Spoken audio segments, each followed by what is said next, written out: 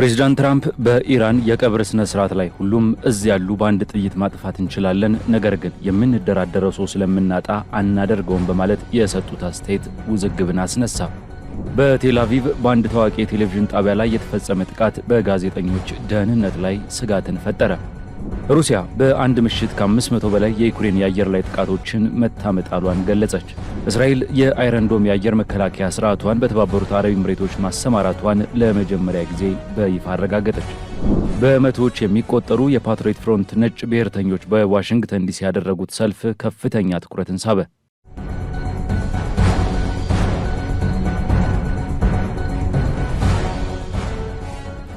ሰላም ጤና ይስጥልን የቻናላችን ተከታታዮች፣ ይህ ቮይስ ኦፍ ኢትዮጵያ ነው። የሰዓቱን የውጭ አጫጭር ዜናዎች ከዚህ ሰዓት ጀምሮ ወደ እናንተ የምናደርስ ይሆናል። ለቻናላችን አዲስ የሆናችሁ ሰብስክራይብ በማድረግ ቤተሰብ እንድትሆኑ እንጋብዛለን።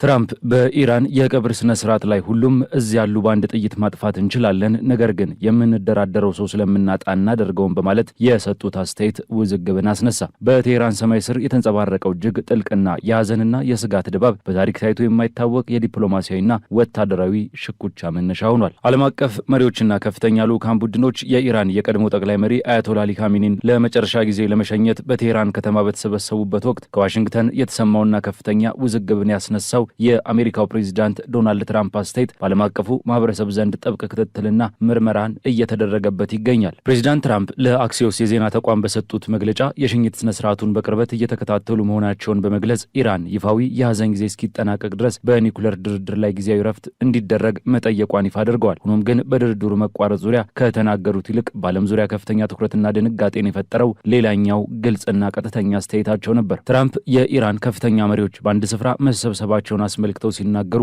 ሁሉም እዚያ ይገኛሉ፣ በአንድ ጥይት ወይንም በአንድ ጥቃት ብቻ ሁሉንም ጠራርጎ ማጥፋት ይቻላል፣ ነገር ግን ይህንን አናደርግም፣ ምክንያቱም ያንን ካደረግን በኋላ ላይ አብረውን የሚደራደር አንድም ሰው አይኖርም በማለት የተናገሩት ቃል በከፍተኛ የዲፕሎማሲያዊ አግባብነት ጥያቄ ውስጥ ወድቋል። ይህ አስተያየት የኢራን ዋና ዋና የፖለቲካና የወታደራዊ አመራሮች በሙሉ በስነ ስርዓቱ ላይ በአንድነት እንደሚገኙና ይህም ለአደጋ ሊያጋልጣቸው እንደሚችል ፍንጭ የሚሰጥ እንደነበር ተንታኞች ይገልጻሉ። ከዚህ በተጨማሪም ትራምፕ ንግግራቸውንና ድርድሮቹን ታግደው በሚቆዩበት በዚህ ወቅት የትኛውም ወገን በሌሎች ላይ ጥይት እንደማይተኩስ ተናግረዋል። ይህ አስተያየት የተሰማው ደግሞ የእስራኤሉ ጠቅላይ ሚኒስትር ቤንያሚን ኔታንያሁ በቅርቡ በዋይት ሀውስ ጉብኝት እንደሚያደርጉና ሁለቱ መሪዎች ከትራምፕ የባህር ማዶ ጉዞ በኋላ ለመገናኘት መስማማታቸው ይፋ ካደረጉበት ወቅት ጋር መገጣጠሙ ጉዳዩን ይበልጥ ውስብስብ ያደርገዋል። ምንም እንኳን ሁለቱ ወገኖች የቅርብ ወዳጅነት ቢኖራቸውም በቅርብ የወጡ መረጃዎች ግን በኢራን በሊባኖስና በአጠቃላይ በክልላዊ ስትራቴጂካዊ ዙሪያ በይፋ አለመግባባቶች መፈጠራቸውን ያመላክታል። በተለይም ትራምፕ ከተኩስ አቁም ስምምነት ማራዘም በኋላ ከቴህራን ጋር አዲስ ዲፕሎማሲያዊ ግንኙነት ለመጀመር ከፍተኛ ጥረት በማድረግ ላይ መሆናቸውም ይታወቃል። በሌላ በኩል ፕሬዝዳንት ትራምፕ በኢራን እየተካሄደ ያለውን ይፋዊ የሐዘን ድባብ በመጠራጠር አስተያየትም ሰጥተዋል። በሽኝት ስነ ስርዓቱ ላይ የኢራን ዜጎች ሲያለቅሱ ማየታቸውን እንዳስገረማቸው ገልጸው እነዚህም ባዎች ምናልባትም የተቀነባበሩ ወይንም እውነተኛ ያልሆኑ ሊሆኑ ይችላሉ የሚል ጥርጣሬያቸውንም ሰንዝረዋል። ይህ አስተያየት በዋሽንግተን በቴህራንና በኢየሩሳሌም መካከል ያለውን ከፍተኛ ውጥረት ይበልጥ ያባብሰዋል ተብሎም ይጠበቃል። በአንጻሩ በሚሊዮኖች የሚቆጠሩ ሐዘንተኞች፣ በሺዎች የሚቆጠሩ የጸጥታ አካላት፣ የውጭ ሀገር ታላላቅ እንግዶችና ግዙፍ ሃይማኖታዊ ስነ ስርዓቶች የታዩበት ይህ የቀብር ስነ ስርዓት በኢራን በኩል በዶናልድ ትራምፕ ላይ የተቃጣ የቁርጠኝነትና የቁጣ መግለጫም ተደርጎ ተወስዷል። አሜሪካ የነጻነቷን 250ኛ ዓመት በምታከብርበት በዚህ ወቅት ኢራን ግን ፍጹም የተለየ ይኸውም የጽናት የመስዋዕትነትና የህልውና መልእክትን ለዓለም እያስተላለፈች ትገኛለች። የቀብር ስነ ስርዓቱን ለመታደም የመጡ ሐዘንተኞች ይህንን የህዝብ ስሜት ሲገልጹ አሜሪካና እስራኤል ሊረዱት የሚገባው እውነታ ቢኖር ይህ የማይበገረውና ሁልጊዜም እየተነሳ የሚታገለው የኢራን ህዝብ እስከ መጨረሻው ቅጽበት እስከ መጨረሻው የደም ጠብታና እስከ መጨረሻው ተንፋሹ ድረስ ጠላቶቹን ለመጋፈጥ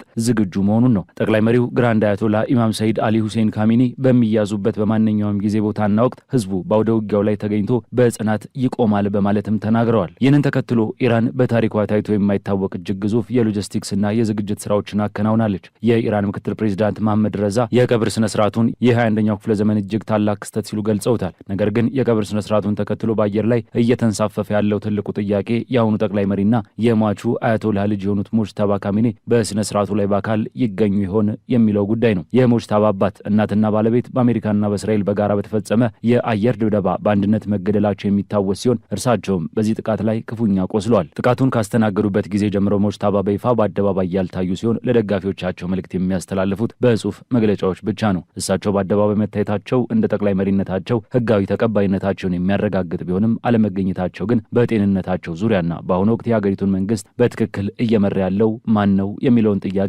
በሀገር ውስጥና በውጭ ሀገራት ከፍተኛ ጥርጣሬዎችን እንዲቀሰቅስ ማድረጉ አይቀሬ ነው። የኢራን ወታደራዊ አመራሮች አሜሪካና እስራኤል በዚህ የያዘን ወቅት ላይ የተሳሳተ ስሌት ወይንም ወታደራዊ እርምጃ እንዳይወስዱም አስጠንቅቀዋል። የኢራን የውጭ ጉዳይ ሚኒስትር አባስ አራቺ ለማንኛውም አይነት ጥቃት አስቸኳይና ኃይለኛ ምላሽ እንደሚሰጥ ቃል የገቡ ሲሆን የሆነው ደግሞ የእስራኤሉ መከላከያ ሚኒስትር እስራኤል ካትዝ በሙጅተባ ላይ የግድያ ዕቅድ እንዳለ ፍንጭ ከሰጡ በኋላ ነው። ምንም እንኳን ሀገሪቱ በሁለት የዓለማችን ጠንካራ ወታደራዊ ኃይሎች ላይ ውድ ዋጋ የሚጠይቅ ጦርነት ውስጥ ብትገኝም ኢራን ግን ለአያቶላህ ካሚኒ ታላቅ ሽኝት ለማድረግ ምንም አይነት ጥረት ከመሰንዘር ወደ ኋላ አላለችም። የእሳት አደጋ ሰራተኞች ህዝቡን በከፍተኛ ሐሩር ለመታደግ ከ6000 በላይ ከራስ በላይ የሚረጩ የውሃ ማቀዝቀዣዎችን በአደባባይ ላይ ዘርግተዋል። እንደ ሲኤንኤን ዘገባ በቀብሩ ቀናት የቴህራን ዓለም አቀፍና የሀገር ውስጥ አየር ማረፊያዎች ሙሉ በሙሉ ዝግ እንዲሆኑ የተደረገ ሲሆን የሀገር አቀፍ የሀዘን ቀናትም ታውጇል። የግል ተሽከርካሪዎች ወደ ቀብሩ ስነ ስርዓት ማለፊያ አካባቢዎች እንዳይጠጉ የታገዱ ሲሆን ለሚሊዮኖች ሀዘንተኞች ምቾት ሲባል ከ700 በላይ የተሽከርካሪ ማቆሚያዎችም ተዘጋጅተዋል። በሲኤንኤን ዘገባ መሰረት ለሀዘንተኞች ምግብ ለማቅረብ 50 ሚሊዮን የሚጠጉ የዳቦ ምርቶች እየተጋገሩ ሲሆን 16 ተንቀሳቃሽ የዳቦ መጋገሪያዎች በቴህራን ተሰማርተዋል። የኢራን ቀይ ጨረቃ ማህበር ደግሞ 2500 አምቡላንሶችን፣ 2500 ሄሊኮፕተሮችን፣ 100 ድሮኖችና በሺዎች የሚቆጠሩ የነፍስ አድን ሰራተኞቹን አሰማርተዋል። ከ20 በላይ ሆስፒታሎች ግማሽ ሚሊዮን ሊትር የሚጠጋ የህክምና ፈሳሽና 20 ሺህ የሚጠጉ የመማሪያ ክፍሎች ለድንገተኛ አገልግሎትም ተዘጋጅተዋል። ማጂድ ናዝር የተባሉ የበጎ ፈቃደኞች አስተባባሪ እንደገለጹት ለሽኝት ስነ ስርዓቱ ከ15 እስከ 20 ሚሊዮን የሚደርሱ የሃይማኖት ተጓዦች በቴህራን ከተማ እንደሚገኙ ይጠበቃል። የቀብሩ ጉዞ ከቴህራን ምስራቃዊ ክፍል ተነስቶ ወደ ምዕራባዊ ጫፍ የሚጓዝ ሲሆን በመቀጠልም አስክሬኑ ወደ ቅዱስ ከተማዋ ቆም ከዚያም በኢራቅ ወደሚገኙት ቅዱስ ስፍራዎች ናጃፍና ካርባላው ተወስዶ ስነ ስርዓቱ ከተፈጸመ በኋላ በመጨረሻም በትውልድ ስፍራቸው ማሻድ በሚገኘው የኢማም ረዛ መቅደስ ያርፋል። ይህንን ታሪካዊ ቀብር ለመዘገብ 900 የውጭ ሀገር ጋዜጠኞችን ጨምሮ በአጠቃላይ 14000 ጋዜጠኞች ተሰማርተዋል። ባለፈው ዓርብ ዕለት በርካታ ከፍተኛ የኢራን ፖለቲከኞችና ወታደራዊ መሪዎች፣ የሃይማኖት አባቶችና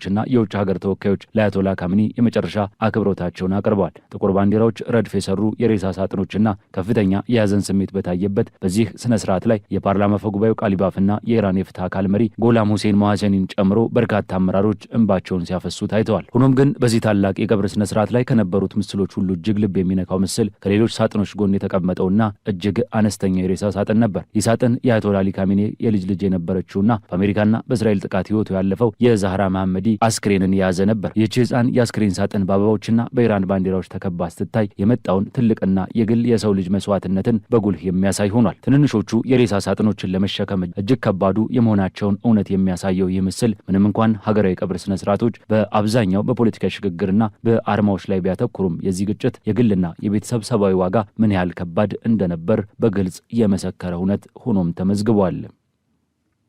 በቴል አቪቭ በአንድ ታዋቂ የቴሌቪዥን ጣቢያ ላይ የተፈጸመ ጥቃት በጋዜጠኞች ደህንነት ላይ ስጋትን ፈጠረ። በመካከለኛው ምስራቅ እምብርት የምትገኘው የእስራኤል ግዛት በአሁኑ ወቅት በውጫዊ ድንበር ግጭቶች፣ በውስጣዊ የማህበረሰብ ደህንነት ቀውሶችና በጥልቅ የፖለቲካ ትኩሳት ውስጥ እየተናወጠች ትገኛለች። በቴል አቪቭ ከተማ እምብርት ላይ የተፈጸመውና በሀገሪቱ የሚዲያ አውታር ላይ ታይቶ የማይታወቅ ድንጋጤን የፈጠረ ድንገተኛ ጥቃት እንዲሁም በጋዛ እየተካሄደ ካለው ጦርነት በስተጀርባ ያለው ሰብአዊ ውዝግቦችና በመዲናዋ ጎዳናዎች ላይ የፈነዱት ህዝባዊ ተቃውሞዎች የሀገሪቱን ወቅታዊ ፈተና በግልጽ ያሳያሉ።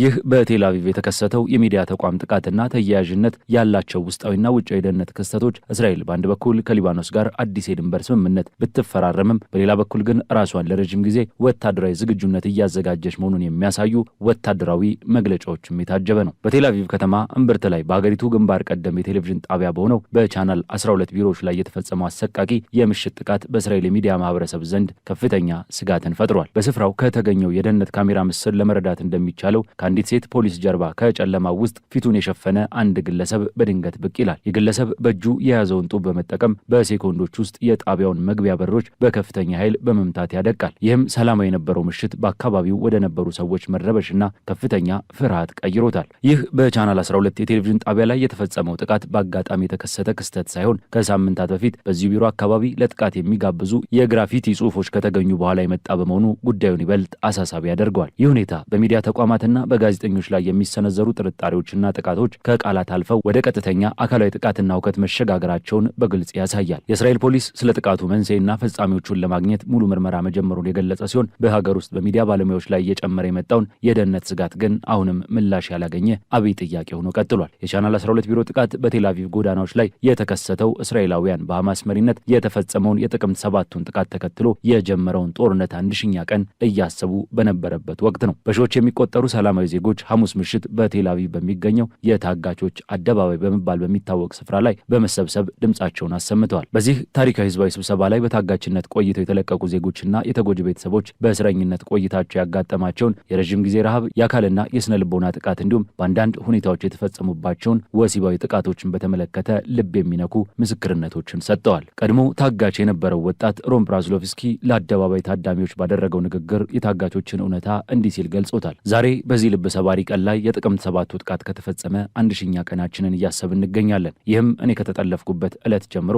1000 ቀናት መሙላቱን ያሳያል። ለእናንተ ይህ 1000 ቀናት ብቻ ሊሆን ይችላል። ለእኔ ግን ዘላለማዊነት ነው። ለእኔ ይህ በእነዚህ ቀናት ውስጥ ያለፍኩባቸው 1000 የህይወት ዘመናት ያህል ረዥም ጊዜ ነው። ጦርነቱ ገና አላበቃም። ሁሉም ታጋቾችም ወደ ቤተሰቦቻቸው አልተመለሱም። የኔ የግል ትግል፣ የማገገም ትግል ከዚህ አስከፊ የስነ ልቦና በሽታና የድህረ አደጋ የስነ ልቦና ቀውስ ጋር የማደርገው ጦርነት በየዕለቱ ይቀጥላል። ከስነ ልቦና ባለሙያዬ ጋር በምናደርገው በእያንዳንዱ የህክምና ውይይት እንባዬን ሳፈስ ራሴን እስከ መሳት ደርሳለሁ። የኔን ቡድን አባላት ጨምሮ 11 የሚሆኑ ውድ ሰዎችን በአንድ ቀን በድንገት ያጣንበት የጥቅምት 7ቱን እልቂት መቼም አንረሳውም። በዚህ በፊቴ በቆመው ድንቅ ህዝብ ፊት ቃል እገባለሁ የጥቅምት 7ቱን እውነታ ማሳወቅ የህይወቴ ዋነኛ ተልዕኮ አደርገዋለሁ። ስለዚህ ጉዳይ መናገሬን በፍጹም አላቆምም ብሏል። በዚሁ አደባባይ ላይ አስተያየታቸውን ከሰጡት መካከል በጥቅምት 7 ጥቃት ልጃቸውን ያጡት አባት ሩቢቼን ይገኙበታል። እርሳቸውም 1000 ቀናት ምሳሌያዊና ትልቅ ትርጉም ያለው ቀን መሆኑን ጠቅሰው በዚያ ጥቁር ቀን ከ22 የተለያዩ ሀገራት የመጡና 5 የተለያዩ ሃይማኖቶችን የሚከተሉ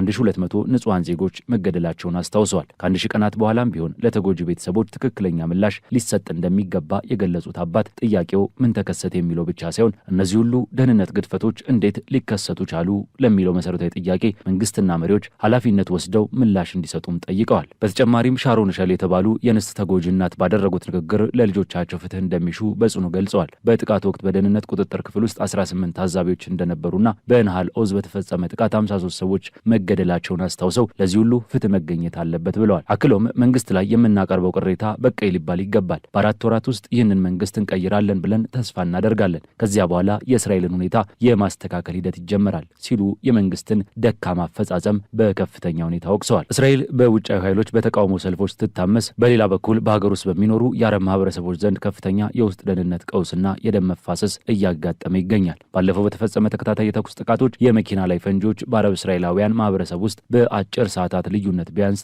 5 ሰዎች ለህልፈት ተዳርገዋል። የአሰቃቂ የደም መፋሰስ ታይቤ፣ ጃፋ፣ ከላንሶዋና ሆሎን በተባሉ አካባቢዎች የተስፋፋ ሲሆን እስራኤል ውስጥ በተደራጁ የወንጀል ቡድኖችና የህግ አልባነት መስፋፋት ምን ያህል አሳሳቢ ደረጃ ላይ እንደደረሰም ያሳያል። ይህ በታይቤ ከተማ የተጀመረው ግጭት በ19 ዓመት ወጣት ላይ በተተኮሰ ጥይት የህይወት መጥፋትን ያስከተለ ሲሆን ሌላኛው ወጣት ደግሞ በከባድ ሁኔታ ቆስሏል። ፖሊስ ጥቃቱን በአካባቢው ካለው የቆየ የቤተሰብ በቀልና ግጭት ጋር የተያያዘ መሆኑን ገልጿል። ይህ በእንዲህ እንዳለ እስራኤልና ሊባኖስ በአሜሪካ አጋዥነት በዋሽንግተን አዲስ የድንበር የጋራ ስምምነት ቢፈራረሙም በሁለቱ ሀገራት መካከል ያለው ግጭት ግን በቀላሉ የሚያበቃ አለመሆኑን የእስራኤል ወታደራዊ ዝግጅቶች ያሳያሉ። የእስራኤል መከላከያ ሚኒስትር እስራኤል ካትዝ በሰጡት ይፋዊ መግለጫ የሀገሪቱ ወታደራዊ ኃይል በደቡባዊ ሊባኖስ ውስጥ ለረጅም ጊዜ የሚቆይ ስልታዊ ዝግጅት እያደረገ መሆኑን ይፋ አድርገዋል። መከላከያ ሚኒስትሩ በመግለጫቸው እንዳመለከቱት እስራኤል ከደቡባዊ ሊባኖስ ወታደሮቿን ያላስወጣች ሲሆን በተለይ የቦፎርት ሪጅንን ጨምሮ በደቡባዊ ሊባኖስ ያለውን የደህንነት ቀጠና በጽኑ እንደምትጠብቅ አስታውሰዋል። ይህ ቀጠና ከማንኛውም የሽብርተኞች የመሰረተ ልማት እንቅስቃሴ ነጻ ሆኖ እንዲቆይ እንደሚደረግና የሀገሪቱ መከላከያ ሰራዊት ማንኛውንም አደጋ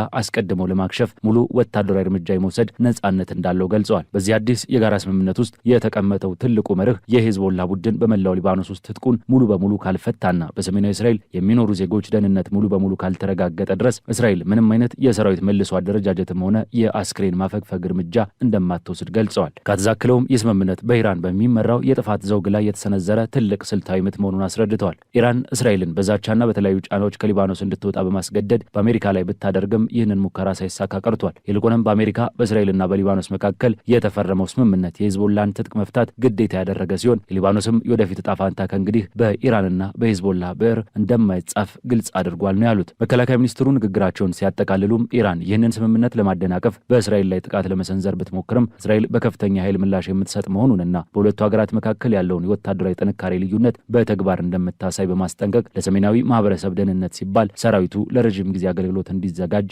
መመሪያ መሰጠቱንም አስታውቀዋል። ሩሲያ በአንድ ምሽት ከ500 በላይ የዩክሬን የአየር ላይ ጥቃቶችን መታመጣሏን ገለጸች። በሩሲያና በዩክሬን መካከል ያለው ግጭት እጅግ አስፈሪ ወደሆነ አዲስ ወታደራዊ ምዕራፍ የተሸጋገረ ሲሆን በታሪክ ታይቶ የማይታወቅ ከፍተኛ ቁጥር ያለው የሚሳኤልና የድሮን ጥቃት በሩሲያ ዋና ዋና ከተሞች ላይ ተፈጽሟል። ዩክሬን በአንድ ጥቃት ብቻ ከ500 በላይ የአየር ላይ ጥቃቶችን በሩሲያ ላይ በመሰንዘር ታሪካዊ የተባለለትን የአየር ላይ ወረራ ፈጽማለች። ይህንን ተከትሎ የሩሲያ መከላከያ ሚኒስቴር ይፋ ባደረገው መረጃ መሰረት የዩክሬን ጦር 494 ረዥም ርቀት ተወንጫፊ ድሮኖችን፣ 9 የሃይማርስ ሚሳኤሎችንና 10 እጅግ አደገኛ የተባሉትን የፍላሚንጎ የክሩዝ ሚሳኤሎችን በሩሲያ ግዛቶች ላይ አስወንጭፏል። ይህ ታይቶ የማይታወቅ ጥቃት በተለይም እንደ ሞስኮና ሴንት ፒተርስበርግ ያሉ ታላላቅ ከተሞችን ለማውደም ያለመ እንደነበር የተገለጸ ሲሆን በሴንት ፒተርስበርግ የምትገኘውና ትልቅ ወታደራዊ የባህር ኃይል ማዕከል የሆነችው ክሮንስታንድ ከተማ የዚሁ ከፍተኛ ጥቃት ሰለባ ሆናለች። ዩክሬን የሰነዘረችውን ይህንን ግዙፍ ጥቃት አስመልክቶ የዩክሬኑ ፕሬዚዳንት ቮሎዲሚር ዜሌንስኪ በሰጡት መግለጫ የዩክሬን የአየር ጥቃት የሩሲያን ወታደራዊ መዋቅርና የባህር ኃይል እንቅስቃሴዎችን ለመደቆስ የታለመ መሆኑንና የትኛውንም የሩሲያ ወታደራዊ ማዕከል ከዩክሬን ጥቃት ውጭ ሊሆን እንደማይችል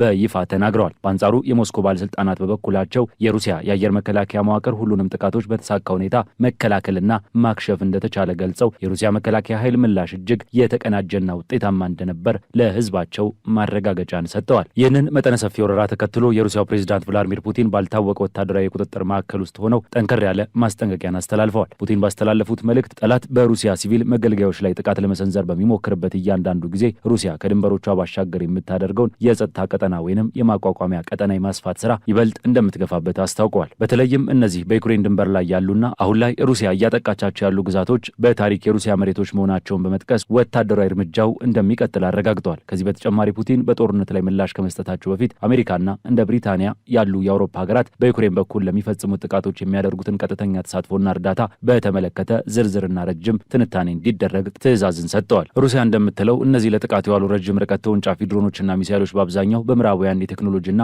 የገንዘብ ድጋፍ የተዘጋጁ በመሆናቸው አውሮፓ በጦርነቱ ላይ ቀጥተኛ ተሳታፊ ሆናለች የሚለውን ትርክት ለማጠናከር ተጠቅማበታለች። በወታደራዊ ግንባር ላይ የተመዘገቡትን ሁነቶች በተመለከተ የሩሲያ ጦር ጠቅላይ ኤታማዦር ሹም ጄኔራል ቫለሪ ግራሲሞቭ ለፕሬዚዳንት ፑቲን ዝርዝር የስራ አፈጻጸም ሪፖርትን አቅርበዋል። ጄኔራል ግራሲሞቭ ባቀረቡት ሪፖርት የሩሲያ ጥምር ጦር በዶኔስክ በዛፖርዥያና በህረስ ግንባሮች ላይ ግዛቶችን የመቆጣጠርና የማስለቀቅ ስራውን በተሳካ ሁኔታ እያከናወነ መሆኑን ገልጸዋል። እንደ እርሳቸው መግለጫ ባለፈው ሰኔ 2026 ወር ብቻ የሩሲያ ጦር 29 ሰፈራዎችንና 636 ካሬ ኪሎ ሜትር የሚሸፍን ሰፊ ግዛት ከተቃዋሚዎች ነጻ ማውጣት ችሏል። የኪየቭ መንግስት በምድር ላይ ምንም አይነት ወታደራዊ ስኬት ማሳየት ባለመቻሉ ምዕራባውያን ደጋፊዎቹን ለማስደሰት ሲል ወደ ከፍተኛ የሚዲያና የመረጃ ዘመቻ መዞሩንም ግራሲሞቭ ተችተዋል። በሰሜናዊው የኃይል ምድር ስር ያሉ የሩሲያ ወታደሮች በሱሚና በካርኪቭ አቅጣጫዎች ላይ የድንበር ደህንነታቸውን በማስፋፋት የተሳካ ጉዞ እያደረጉ መሆናቸውን ግራሲሞቭ ጠቅሰው በሰኔ ወር ብቻ 8 ሰፈራዎችን በቁጥጥር ስር መዋላቸውንና የካርኪቭ ግዛት በሆነችው ዋይትዌል አካባቢ ወታደራዊ ስኬት መመዝገቡንም ገልጸዋል። በምዕራባዊው የኃይል ምድር ስር ያሉ የሩሲያ ወታደሮች ደግሞ በካርኪቭ ሰፊ ግንባርና በሰሜናዊ ዶኔስክ ላይ ጥቃታቸውን አጠናክረው ቀጥለዋል። በኩፒያንስክ አቅጣጫ የዩክሬን ጦር የያዛቸውን ይዞታዎች ለመመለስ ሲል 2 የባህር ኃይል ብርጌዶችን ጨምሮ 11 ተጨማሪ ሻለቃዎችን ቢያሰማራም የሩሲያን መከላከያ ሰብሮ መግባት አልቻለም። ካለፈው ግንቦት 10 ጀምሮ ዩክሬን በዚህ ግንባር ብቻ ከ550 በላይ የባህር ኃይል አባላትን ጨምሮ 2500 ወታደሮቿን ያጣች ሲሆን 772 የጦር መሳሪያዎቿና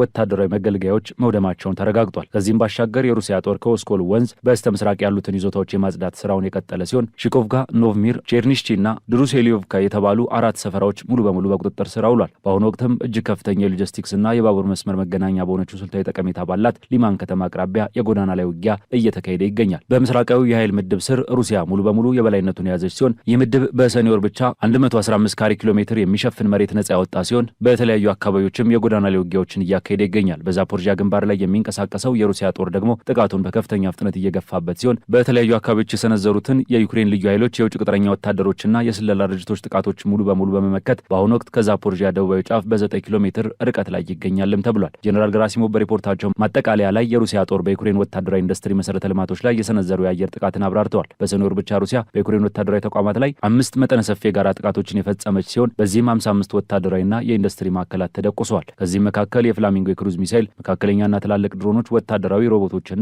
የኤሌክትሮኒክስ የኤሌክትሮኒክስ መከላከያ መሳሪያዎችን የሚያመርቱ 34 ወታደራዊ ኢንዱስትሪ ተቋማት ይገኙበታል። በተጨማሪም 10 ወታደራዊ የአየር ማረፊያና 5 የኃይልና የነዳጅ ማከማቻ ተቋማትም ወድመዋል። ሩሲያ በኪየቭ የሚገኙ 5 ትላልቅ የአቪዬሽን የባህር ኃይልና የራዲዮ ኤሌክትሮኒክስ ማምረቻዎች ላይ ከፍተኛ ጥራት ባላቸው የረዥም ርቀት የክሩዝ ሚሳይሎች ጥቃት ፈጽማለች። ይህ የሩሲያ ስልታዊ ጥቃት የኪየቭን ወታደራዊ አቅም ክፉኛ ያዳከመ ሲሆን የዩክሬን ጦር ለወታደራዊ ግብዓቶች፣ ፈንጂዎችና ነዳጅ ሙሉ በሙሉ በምዕራባውያን እርዳታ ላይ ጥገኝነቱን እንዲጨምር አድርጎታል።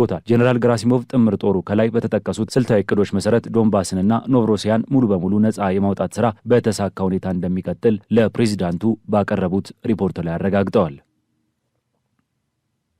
እስራኤል የአይረን ዶም የአየር መከላከያ ስርዓቷን በተባበሩት አረብ ኤሚሬቶች ማሰማራቷን ለመጀመሪያ ጊዜ በይፋ አረጋገጠች። በመካከለኛው ምስራቅ ታሪክ ውስጥ አዲስ የወታደራዊና ዲፕሎማሲያዊ ስትራቴጂ ምዕራፍ መከፈቱን የሚያመላክት እጅግ አስገራሚ የደህንነት ሚስጥር ይፋ ሆኗል። እስራኤል ከኢራን ጋር በነበራት ከፍተኛ ጦርነት ወቅት ታዋቂ የሆነውንና ለራሷ ህልውና የምትጠቀምበትን የአይረን ዶም የአየር መከላከያ ስርዓት ለመጀመሪያ ጊዜ ከተባበሩት አረብ ኤሚሬቶች ጋር በጋራ ለመጠቀም ማሰማራቷን በይፋ አምናለች። ይህ ታሪካዊ መግለጫ እስካሁን በተለያዩ ዓለም አቀፍ የመገናኛ ብዙሃን ሲወራ የነበረውን ጥርጣሬ ና ግምታዊ ዘገባዎች እውነትነትን ያረጋገጠ ቀጥተኛ ማረጋገጫም ሆኗል። ይህንን አስገራሚ ይፋዊ መግለጫ የሰጡት የእስራኤል የትራንስፖርት ሚኒስትር ሚሪ ሪጌቭ ሲሆኑ ውሳኔ የተላለፈው በወቅቱ ከኢራን በኩል ይጋረጥ የነበረውን ከባድ የባለስቲክ ሚሳኤል ስጋት እንደነበር ለጦር ኃይሉ ሬዲዮ ቃለ መጠይቅ አረጋግጠዋል። ሚኒስትሯ በመግለጫቸው የተባበሩት አረብ ኤሚሬቶች የባለስቲክ ሚሳኤሎችን ጥቃት የደህንነታቸው ትልቁ ፈተና መሆኑን በተረዱበት ወቅት ይህንን የአየር መከላከያ መዋቅር ለመጠቀም መስማማታቸውን ተናግረዋል። ይህንን መግለጫ የአይረን ዶም የአየር መከላከያ ስርዓት ከእስራኤልና ከአሜሪካ ድንበሮች በተግባራዊ ወታደራዊ አውድ ላይ ሲሰማራ የመጀመሪያ መሆኑን ያረጋገጡ ሲሆን በአይረን ዶም ባትሪዎች ዙሪያ ከእስራኤል ስርዓቱን ለማንቀሳቀስ የሚያግዙ በርካታ የመከላከያ ሰራዊት ወታደራዊ ባለሙያዎች በኤሚሬቶች ምድር ላይ ማሰማራቷንም አስታውቀዋል። የጦር መሳሪያ ዝውውር ቀደም ሲል በእስራኤል የአሜሪካ አምባሳደር የሆኑት ማይክ ሁካቢ ባለፈው ግንቦት ወር ላይ ማረጋገጫ የሰጡ ሲሆን የአክሲዮስ የዜና ወኪልም እስራኤል የአየር መከላከያውን ለማንቀሳቀስ ወታደሮቿን ወደ አቡዳቢ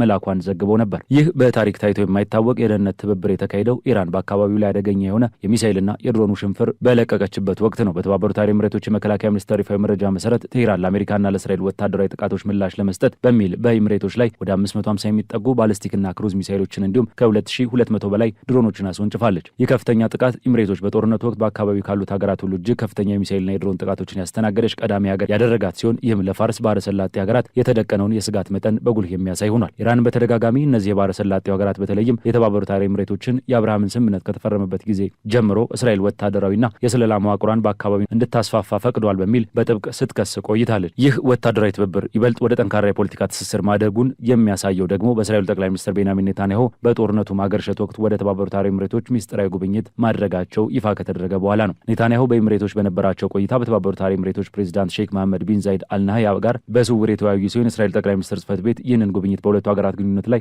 ታሪካዊና ስልታዊ መሻሻል እንዲመዘገብ ማድረጉን ገልጿል። በተጨማሪም የዎል ስትሪት ጆርናል እንደዘገበው የእስራኤሉ የስለላ ድርጅት ሞሳድ መሪ ዳቪድ ባርናይ በጦርነቱ ወቅት ወታደራዊ ቅንጅቶችን ለማስተካከል ቢያንስ 2 ጊዜ ወደ ኤሚሬቶች ሚስጥራዊ ጉዞ ማድረጋቸውን የአረብ ባለስልጣናትና ለጉዳዩ ቅርበት ያላቸው ምንጮች አረጋግጠዋል። ይህ በእንዲህ እንዳለ ቴህራን ለዚህ ዲፕሎማሲያዊና ወታደራዊ ትስስር ያላት ምላሽ እጅግ ጠንከር ያለና ቀጥተኛ ማስጠንቀቂያ የተሞላበት ሆኗል። የኢራን ውጭ ጉዳይ ሚኒስትር አባስ አራቺ በኤክስ ገጻቸው ላይ ባስተላለፉት የቁጣ መልእክት እስራኤልና አሜሪካ በኢራን ላይ ወታደራዊ ዘመቻዎችን በሚያካሂዱበት ወቅት ኔታንያሁ ወደ አቡዳቢ ላደረጉት ሚስጥራዊ ጉብኝት የኢራን የስለላ መዋቅር አስቀድሞ መረጃ እንደነበረውና ለኢራን ከፍተኛ መሪዎች ሪፖርት አቅርበው እንደነበር ይፋ አድርገዋል። ሚኒስትር አራቺ ባስተላለፉት መልእክት እንዲህ ሲሉ አስጠንቅቀዋል። ኔታንያሁ የኢራን የደህንነት አገልግሎቶች ከረጅም ጊዜ በፊት ለአመራሮቻችን ያስተላለፉትን መረጃ አሁን ላይ በይፋ አምኗል። ከታላቁ የኢራን ሕዝብ ጋር ጠላትነትን መፍጠር ሞኝነትና ትርጉም የለሽ ቁማር ነው። ከዚህም በላይ ይህንን ለማድረግ ከእስራኤል ጋር ማበር በፍጹም የማይታለፍ ወንጀል ነው ብለዋል። አራቺ ማስጠንቀቂያቸውን በመቀጠል በኤሚሬቶች ላይ ያነጣጠረ ግልጽ መልእክትን ያስተላለፉ ሲሆን ልዩነትንና ክፍፍልን ለመዝራት ከእስራኤል ጋር የሚያብሩ ወገኖች በሙሉ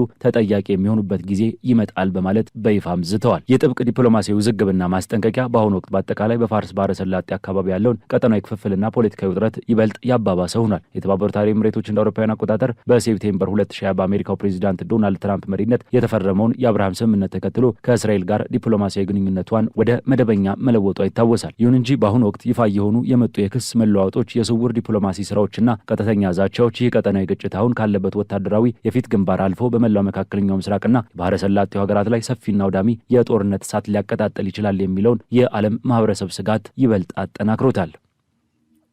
በመቶዎች የሚቆጠሩ የፓትሪዮት ፍሮንት ነጭ ብሔርተኞች በዋሽንግተን ዲሲ ያደረጉት ሰልፍ ከፍተኛ ትኩረትን ሳበ። በአሜሪካ የነጻነት ቀን ዋዜማና በዋና ከተማ ዋሽንግተን ዲሲ ጎዳናዎች ላይ የተንጸባረቁት እጅግ ተቃራኒ የሆኑ ትዕይንቶች በሀገሪቱ የፖለቲካና የማህበረሰብ ህይወት ውስጥ ያለውን ጥልቅ ልዩነት በግልጽ የሚያሳዩ ሆኗል። በአንድ በኩል የሀገሪቱን 250ኛ የነጻነት በዓል ለማክበር በሰማይ ላይ የተዘረጉት እጅግ አስደናቂ ወታደራዊ የአየር ላይ ትዕይንቶች ብሔራዊ ኩራትና አንድነትን ሲሰብኩ፣ በሌላ በኩል ደግሞ ፊታቸውን በነጭ ጭንብል የሸፈኑ በመቶዎች የሚቆጠሩ የፓትሪዮት ፍሮንት አባላት በዋና ከተማዋ ያደረጉት ሰልፍ በህዝቡና በፖለቲካው ረድፍ ውስጥ ከፍተኛ ስጋትና መደናገጥን ፈጥሯል። ይህ የዋይት ናሽናሊስት ቡድን ሰልፍና በሰማይ ላይ የታዩት ወታደራዊ ትዕይንቶች የአሜሪካን ወቅታዊ ገጽታ በተቃርኖ የተሞላ አድርገውታል። የነጻነት ቀን ክብረ በዓል ከመጀመሩ ጥቂት ሰዓታት ቀደም ብሎ ፊታቸው ሙሉ በሙሉ በነጭ ጨርቅ የሸፈኑና ተመሳሳይ አልባሳትን የለበሱ በመቶዎች የሚቆጠሩ ሰልፈኞች በዋሽንግተን ዲሲ ጎዳናዎች ላይ በድንገት ተጥለቅልቀው ታይተዋል። እነዚህ ሰልፈኞች በሀገሪቱ ውስጥ በነጭ ዘረኝነትና ብሔርተኝነት አቋሙ በሚታወቀው የፓትሪዮት ፍሮንት ቡድን አባላት ሲሆን በተቀናጁና አስቀድሞ በማይታወቁ ህዝባዊ ሰልፎቻቸው ይታወቃሉ። ሰልፈኞቹ ተመሳሳይ ሰማያዊ ሸሚዝ፣ ካኪ ሱሪ፣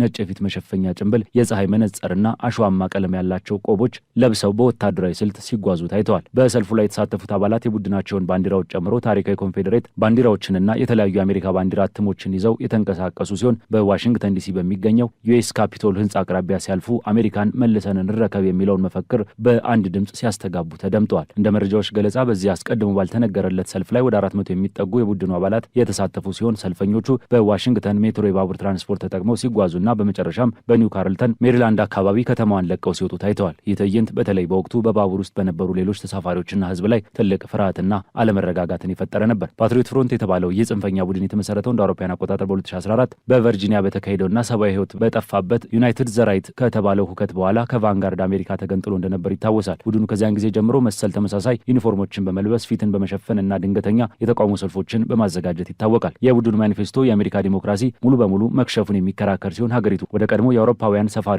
ባህልና ወግ እንድትመለስ ለማድረግ ጠንካራ መልሶ ማደራጀት የሚል ጽንፈኛ አቋምን ያራምዳል። ይህ ሰልፍ በአሜሪካ የፖለቲካ ሪፎርሞች ውስጥ በተለይም በወቅቱ የነጻነት ቀንን በማክበር ላይ በነበረው የዶናልድ ትራምፕ ደጋፊዎችና የምርጫ ቅስቀሳ ቡድኖች ዘንድ ከፍተኛ ድንጋጤና ውግዘትን አስከትሏል። ከውስጣዊ የፖለቲካ ውጥረት በተቃራኒ በአሜሪካ ሰማይ ስር የተካሄዱት ታላላቅ የአየር ላይ ትዕይንቶች የበዓሉን ድምቀትና የሀገሪቱን ወታደራዊ በላይነት ለዓለም ለማሳየት ያለሙ ነበሩ። ከአምስተኛው ትውልድ ዘመናዊ ተዋጊ ጀቶች ጀምሮ የናሳ ኤፍ-55 አውሮፕላኖች በዋሽንግተን ዲሲ ሰማይ ላይ አስደናቂ ስልታዊ በረራዎችን አድርገዋል። በተጨማሪም የፈረንሳይ የአየርና የውሃ ኃይል አየር ቡድን የሆነው ፓትሩል ደ ፍራንስ በክብር እንግድነት በመገኘት በኒውዮርክና በዋሽንግተን ሰማይ ላይ ሰማያዊ፣ ነጭና ቀይ ቀለሞችን የያዘ የጭስ ትዕይንት በማሳየት ለክብረ በዓሉ ተጨማሪ ውበትን ሰጥቷል። በአጠቃላይ ይህ በአሜሪካ ውስጥ ያለው ጥልቅ የርዕዮተ ዓለም ክፍል በሚገባ ያሳያል። በአንድ በኩል ብሔራዊ አንድነትና ጥንካሬን የሚያሳዩ ታላላቅ ወታደራዊ ትዕይንቶች ሰማዩን ሲሞሉት፣ በሌላ በኩል ደግሞ በጎዳናዎችና በባቡር ጣቢያዎች ውስጥ የታዩት የተሸፈኑ የፓትሪዮት ፍሮንት አባላት ሰልፍ ሀገሪቱ በ250ኛ የነጻነት ቀኗ ላይም በጥልቅ ስነ ልቦናዊና ማህበራዊ ውጥረቶች ውስጥ እንደምትገኝ የሚያረጋግጥ ትዕይንት ሆኖ አልፏል። የዛሬው ዓለም አቀፍ አጫጭር ዘገባዎቻችን በዚሁ ተቋጩ። ስለተከታተላችሁን እያመሰገንን ለቻናላችን አዲስ የሆናችሁ ሰብስክራይብ በማድረግ ቤተሰብ እንድትሆኑ እንጋብዛለን። ከሰዓታት በኋላ በሌሎች ዓለም አቀፍ ጉዳዮች እስከምንገናኝ ሰናይ ጊዜ